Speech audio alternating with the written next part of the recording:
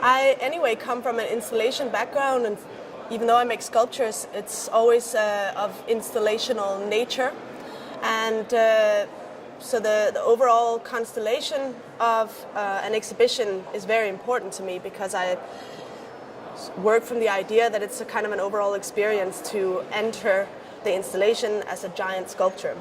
So for a long time I was making installations that were like a sculpture you could walk inside and you would activate it as a viewer when you entered, and now they've kind of developed over some years into individual pieces, but they are always in dialogue with each other.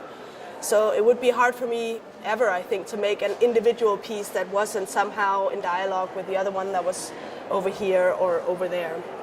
So in this case, the installation is called Primordial Eternity, which is also the name of the main sculpture. And they are, this time, a very kind of specific look at the study of hair in my practice. I make, or for the last couple of years, I've been working on these house structures, which are like charged symbolic houses, and the house being the symbol of the body. Sometimes more directly connected to the body, sometimes a more abstracted, loose view of or a symbol of a body. And in making these personified architectural structures, I am trying over a period of time to develop my own vocabulary of symbols, and one of the ones that have been developing over a period of time, I use some that are stairs and portals and different things. One of them is hair. And this particular installation of 4 pieces is a kind of a narrow view of hair.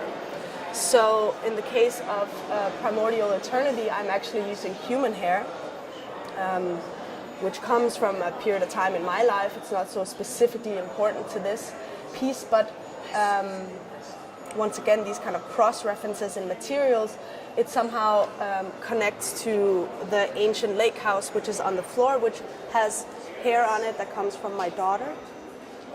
And inside the small cage-like house is a pillar of steel wire hair, which is actually the first test of steel wire hair that I did, which once again then refers back to the mirror on the wall. Sorry to keep you jumping, but it's to show like how as they build up, there's always these cross-references also in how I build up the works.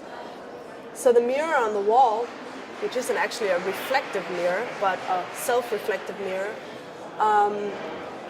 has tiny steel wires in it, which when you see it from the side, maybe also from the front, but mostly from the side, it takes on this kind of mass and this structure that's similar to hair. It also has a certain shine and like a color transition that's kind of inherent in the steel, which is similar to natural highlights in hair.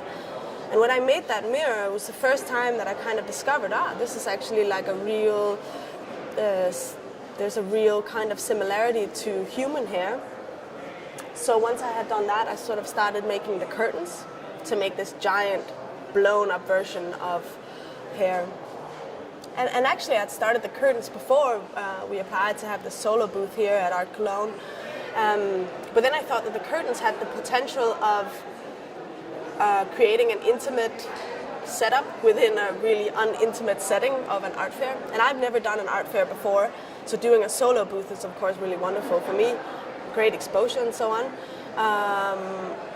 But I've found it really hard to imagine how my works could work because they have such an intimate feeling, and usually the people who like my work and who sort of understand and have usually some kind of physical connection to the pieces, you need a certain amount of intimacy, kind of an intimate sphere to be able to relate to the pieces. And I thought, how do you achieve that in a place where thousands of people are walking around you, and maybe thousands of people are even just immediately around you?